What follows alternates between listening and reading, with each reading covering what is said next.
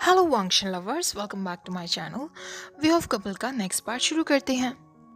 Last part में हमने देखा विंग वांगजी से कह रहा था, मैं इतनी ज़ोर ज़ोर से आवाज़ें कर रहा था लंजा, ज़रूर जूनियर्स ने जो पेट्रोलिंग पर थे उन्होंने मुझे सुन लिया होगा। ऐसा कहकर वो खड़ा हो जाता है और वो कपड़े उठाता है जो स्प्रिंग के पास उसके और वांगजी के कपड़े रखे हुए थे। कुछ कपड़े वो वांगजी के शोल्डर्स पर डालते हुए कहता है, हम बहुत देर से नेकेड हैं लंजा, तुम भी इन कपड़ों को पहन लो वरना ठंड लग जाएगी। जब वांगजी ने कोल्ड स्प्रिंग में कदम रखा था, उसकी पूरी बॉडी, उसका ब्लड एनर्जी की वजह से बॉईल करने लगा था। उसे ठंड का एक सेकंड के लिए भी एहसास नहीं हुआ था। लेकिन जब विंग ने उससे ठंड की बात कही तो वो तुरंत उसका हाथ पकड़ के उसे अपनी तरफ खींचते हुए कहता है, क्या तुम्हें अभी भी ठंड लग रही है विंग? विंग जो अपने कपड़े पहन रहा था, उसने अपनी आधी बेल्ट लगाई ही होगी, इससे पहले वांगजी ने उसकी बेल्ट फिर से हटा दी। वांगजी अपने दोनों हाथों को विंग की वेस्ट और उसकी बैक पर ले जाता है और सहराने लगता है जैसे वो उसे वार्म करना चाहता हो। लेकिन वांगजी जानता था कि विंग अभी भी कोल्ड है। 15 दिन से विंग रोज इस कोल्ड स्प्रिंग में आता था और खुद की बॉडी को सोक करता था, जिस वजह से उसकी पूरी बॉडी कोल्ड हो गई थी। वांगजी के इतना कुछ करने पर भी उसकी बॉडी बिल्कुल हॉट नहीं हुई थी और विंग के अंदर लव मेकिंग को लेकर कोई थॉट्स भी नहीं आ रहे थे।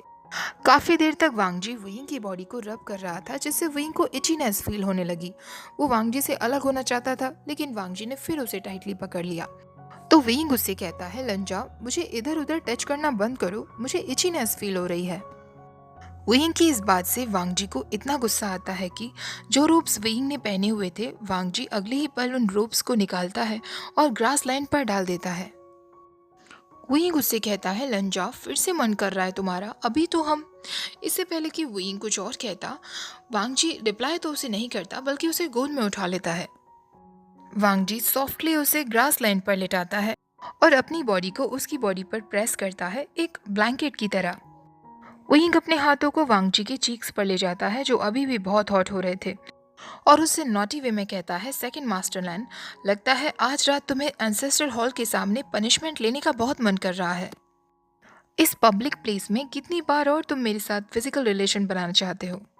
वांगजी अपने हेड को विंग की नेक पर रखता है और स्लोली स्लोली रब करने लगता है। विंग को लगा था कि वांगजी पहले की तरह उससे इंटीमेट होना चाहता है, लेकिन ऐसा नहीं था। वांगजी ने बस लाइटली विंग की वेस्ट को पिंच किया था। वांगजी की हैवी ब्रीदिंग विंग को अपनी पूरी बॉडी पर फील हो रही थी। वो भी सॉफ्टली वांगजी के बालों में अपने हाथ फहराने लगता है। विंग ये देखने की कोशिश करता है कि वांगजी आखिरकार क्या करना चाह रहा है, लेकिन वांगजी को थोड़ा सा एननोइंग फील होता है और वो फिर से विंग की बॉडी को बुरी तरह प्रेस करता है। वांगजी की अपर बॉडी विंग की अपर बॉडी को और वांगजी का एब्डोमेन भी विंग के एब्डोमेन को बुरी तरह प्रेस कर रहा था। विंग को लगता कि शायद वांगजी उससे इंटीमेट होने की कोशिश कर रहा है, लेकिन ऐसा नहीं होता था। विंग हिलने की कोशिश करता तो वांगजी गहरी आवाज में कहता, बिल्कुल भी मत हिलो। विंग उस लिटिल एनिमल की तरह हो गया था जैसे टाइगर ने अपने मुंह में दबा लिया हो और टाइगर उसे खाने से पहले उसके साथ खेलना चाहता हो। विंग ना तो हिल पा रहा था और ना कुछ कर पा रहा था। विंग अपनी नर्वस वॉइस में कहता है, लंजा। लेकिन वांगजी उसे किस कर लेता है और एकदम फोर्स के साथ उसे टर्न करता है। अब विंग वांगजी के ऊपर था।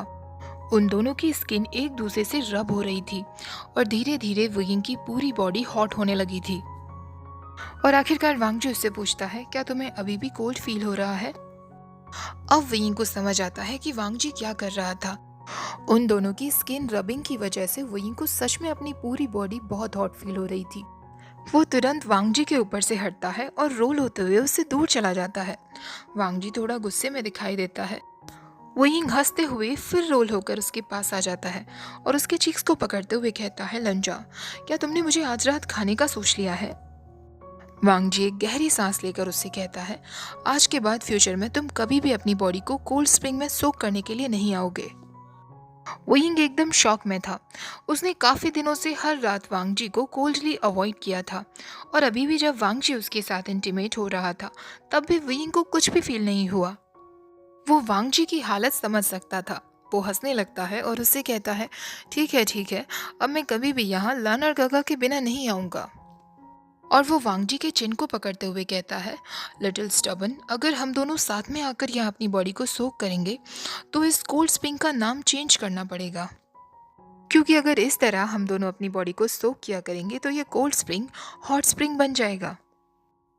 ऐसे लोग जो कोल्ड स्प्रिंग में सेक्स किया करेंगे उन्हें आइस और फायर दोनों का ही एहसास होगा, जो कि वंडरफुल है। फ्यूचर में एल्डर्स तुमसे पूछेंगे, वांग, तुमने अपनी कल्टीवेशन में बहुत अच्छी प्रोग्रेस की है, ऐसा कौन सा तरीका अपना रहे हो तुम?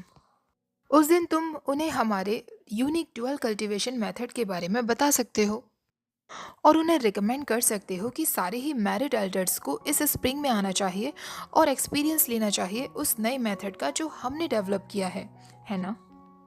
वांगजी उससे कंफ्यूज होते हुए पूछता है, आइस एंड फायर?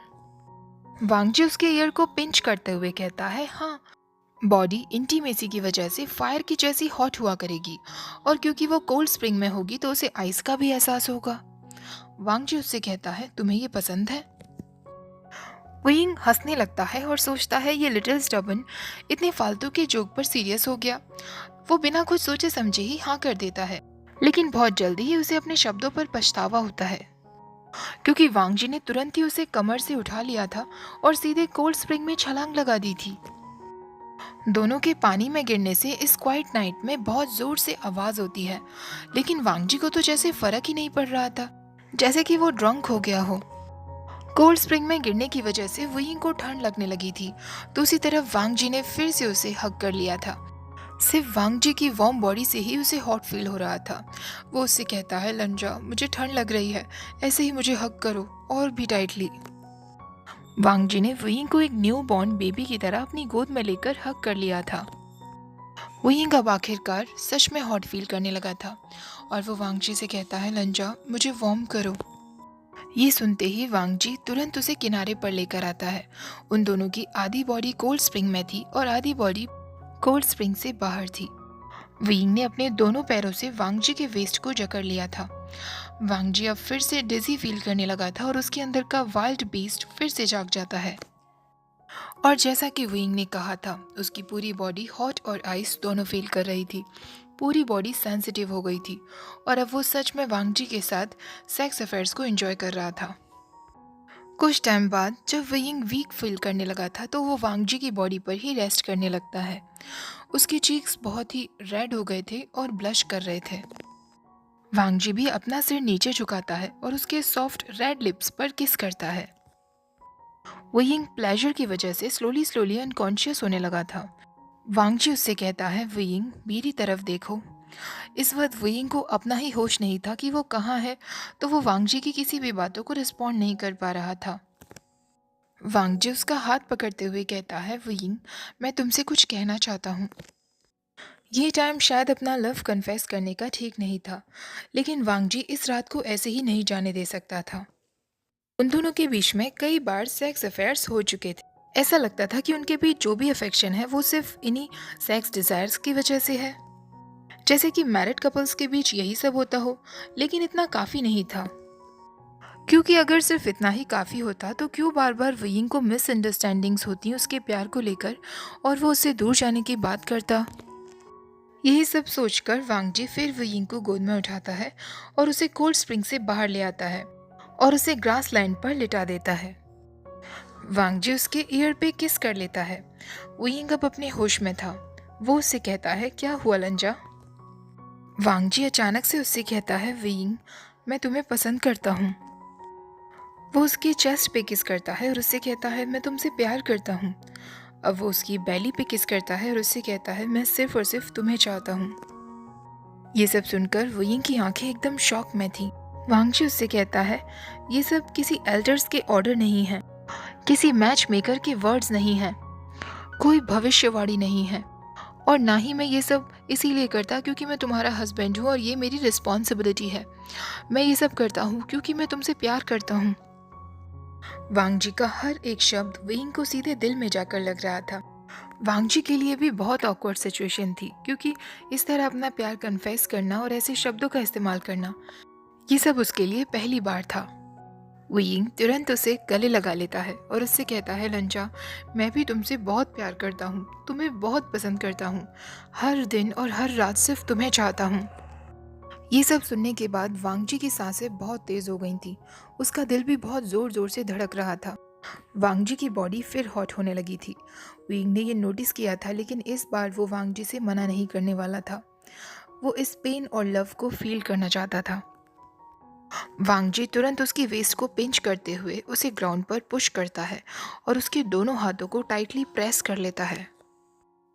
उनके लव मेकिंग के कुछ समय बाद वांग जी उससे पूछता है, क्या अभी भी तुम्हें हर्ट हो रहा है? विंग उससे मना कर देता है और उसके लिप्स पर किस करता है। दोनों काफ़ी देर तक ग्रासलैंड पर एक दूसरे को हग किए लेटे रहे। कुछ देर बाद उन्होंने अपने कपड़े पहने और वापस जिंगशी की तरफ चले गए, बिल्कुल ऐसे प्रिटेंड करते हुए जैसे उनके बीच कुछ हुआ ही ना हो। दोनों रास्ते में उन दोनों लड़कों से मिलते हैं जो कोल्ड स्प्रिंग को गार्ड कर रहे थे। वांगजी और विंग को इतना एम्बैरेसिंग फील नहीं हो रहा था जितना उन दोनों को हो रहा था, जैसे उन दोनों ने ही कुछ गलत कर दिया हो। विंग उन दोनों को अपनी मैरिड लाइफ के एक्सपीरियंस के बारे में कुछ बताने ही वाला होता है कि वांगजी उसे तुरंत पकड़कर खींच लाता है। विंग उससे कहता है, लन जाओ, तुम मुझे ऐसे खींचकर क्यों ले जा रहे हो? उन दोनों जूनियर्स ने कभी भी ये सब को एक्सपीरियंस नहीं किया होगा। मुझे ज़रा उन्हें गाइड तो करने दो ताकि फ्यूचर में उन्हें हेल्प मिले। वांगजी उससे कहता है, क्या तुम सच में उन लोगों को गलत चीज़ें सिखाने के बारे में सोच रहे हो? विंग हंसते हुए कहता है, लैन क्लैन के सबसे ज़्यादा ओबीडियंट और प्योर हंगुन जिनको जब मैंने गलत चीज़ें सिखा दी, तो वो स्टूडेंट्स क्या हैं? वांगजी अपनी आंखें नीचे झुका लेता है और कुछ नहीं कहता। विंग कहता है, लन जाओ, तुम फिर शाय फील करने लगे। लगता है अभी तुमने ठीक से नहीं सीखा है, तुम्हें और भी कुछ सिखाना होगा। वांगजी उससे कहता है, अब जब तुमने मुझे गलत चीज़ें सिखा दी हैं, तो आज से हर रात तुम्हें रिस्पॉन्सिबिलिटी लेनी होगी। वांगजी शॉक्ड होते हुए उससे कहता है, क्या कहा तुमने? कोल्ड स्प्रिंग की उस इवेंट के बाद फाइनली अब उन दोनों की मैरिड लाइफ एकदम नॉर्मल हो गई थी। लेकिन वेइंग के लिए अब प्रॉब्लम्स बढ़ गई थी, क्योंकि वांगजी को बिगाड़ने की रिस्पॉन्सिबिलिटी अब उसे सिर्फ रात में ही नहीं बल्कि दिन में भी कभी भी लेनी पड़ जाती थी। ओके गाइस, इस पार्ट को यहीं ख़त्म करते हैं। अब इसका नेक्स्ट पार्ट तभी मैं शेयर करूँगी जब इसके 2-3 चैप्टर्स आगे के अपडेट हो जाएंगे। तो गाइस, जिस न्यू फैन फिक्शन की मैं बात कर रही थी, जो केवल 4-5 पार्ट्स में ही कंप्लीट हो जाएगा क्योंकि वो काफ़ी छोटा है, उसकी स्टोरी कुछ ऐसी थी कि वुयिंग और वांगजी सेक्स पार्टनर्स हैं। लेकिन वांगजी को धीरे धीरे लगने लगा था कि उसे वुयिंग से प्यार हो रहा है। वो ये बात एक्सेप्ट करने के लिए तैयार नहीं था। एक दिन लैन चिरैन के कहने पर उसने वुयिंग को इतना कुछ खरा खोटा सुना दिया कि वुयिंग बेचारा रोते हुए वहाँ से चला जाता है और उसके बाद वो कभी भी वांगजी के पास नहीं आया था। वुयिंग के ना होने के बाद वांगजी को रियलाइज होता है कि वो सच में वुयिंग से कितना प्यार करने लगा था और वो वुयिंग को मनाने में अपनी पूरी कोशिश लगा देता है। हालांकि वुयिंग को अब यही लग रहा था कि वांगजी उसके पास इसीलिए आया है क्योंकि वो फिर से चाहता है कि वुयिंग उसका सेक्स पार्टनर बन जाए। ये स्टोरी वैसे तो नॉर्मल सी थी, 2-3 घंटे में ही मैंने उसको पूरा पढ़ लिया था, लेकिन ऑथर ने इस स्टोरी को बहुत ब्यूटीफुल तरीके से लिखा है, तो पढ़ने में मुझे बहुत अच्छा लग रहा था। तो क्या आप लोग चाहते हैं इस स्टोरी को मैं शेयर करूं? प्लीज़ मुझे कमेंट्स में बताइएगा। ओके, मिलते हैं फिर नेक्स्ट वीडियो में, तब तक के लिए बाय बाय, टेक केयर। और वीडियो पसंद आया हो तो लाइक शेयर, चैनल को सब्सक्राइब करना मत भूलिएगा।